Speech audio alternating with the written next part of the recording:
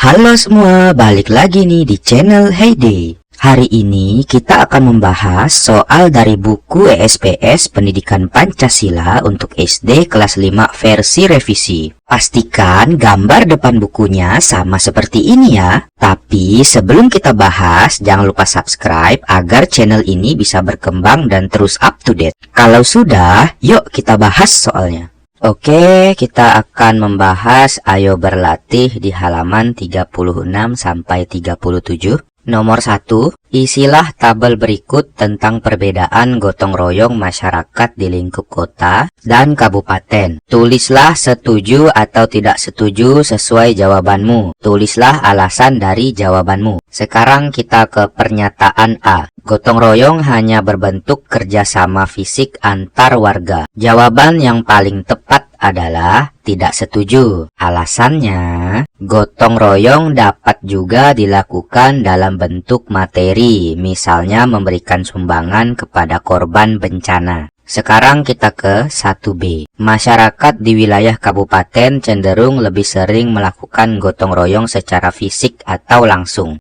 Jawabannya setuju. Alasannya, masyarakat di wilayah kabupaten biasanya lebih bersifat kekeluargaan sehingga warganya lebih mengenal satu sama lain. Oke, kita ke soal 1C. Gotong royong bukan hanya untuk mencapai tujuan bersama tetapi juga untuk membantu salah satu warga. Jawabannya setuju. Alasannya, gotong royong juga dapat dilakukan untuk menolong salah satu warga yang kesulitan ataupun ketika ada salah satu warga yang akan mengadakan acara. Oke, kita ke soal 1D. Bersama-sama mengumpulkan sumbangan untuk membantu warga lain yang tertimpa musibah merupakan salah satu bentuk gotong royong. Jawabannya adalah setuju. Alasannya, gotong royong mengumpulkan sumbangan merupakan bentuk gotong royong yang bersifat materi. Oke, kita ke soal 1E. Warga di wilayah kota lebih sering melakukan gotong royong yang bersifat material, misalnya mengumpulkan sumbangan demi membantu warga lain yang tertimpa musibah. Yang ini setuju. Alasannya, masyarakat kota sudah jarang melakukan kegiatan gotong royong secara fisik, tetapi mereka tetap melakukan kegiatan gotong royong yang bersifat materi. Materi itu maksudnya bisa dalam bentuk uang ataupun barang ya. Oke, kita ke soal nomor 2. Bacalah teks-teks berikut. Jelaskan kegiatan gotong royong yang dapat dilakukan jika terjadi peristiwa sesuai teks tersebut. Yang 2A. Angin kencang yang terjadi di hari sebelumnya membuat jalan di perumahan tempat tinggalmu penuh dengan ranting dan daun-daun dari pohon yang tertiup angin. Gotong royong yang dapat dilakukan adalah warga bergotong royong membersihkan perumahan tempat tinggal yang penuh dengan ranting dan daun-daun dari pohon yang tertiup angin.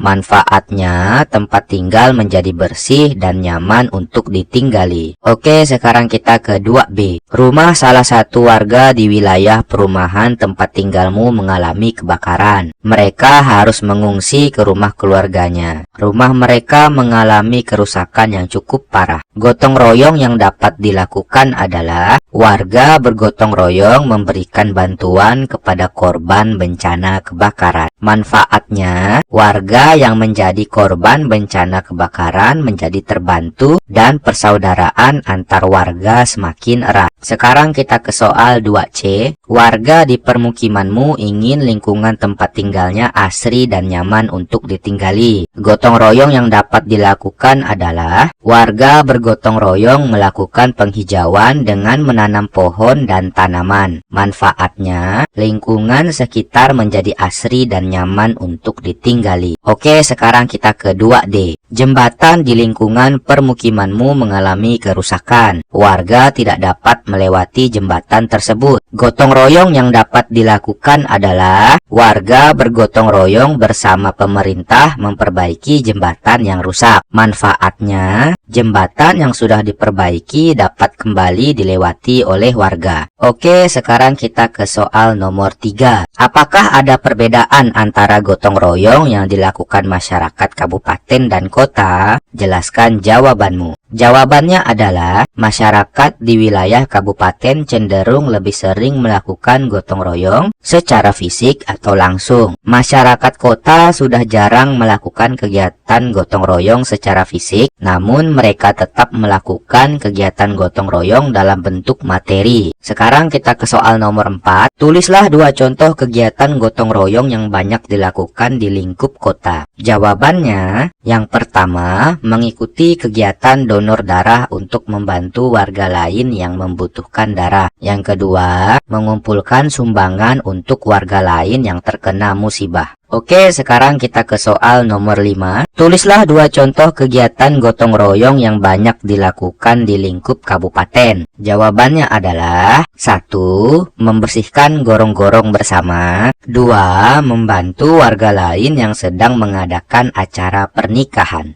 Oke, sekian pembahasan soal hari ini. Jika kamu suka dengan video seperti ini, jangan lupa like, komen, dan juga subscribe ya, agar channel ini dapat terus berkembang dan up to date. Terima kasih.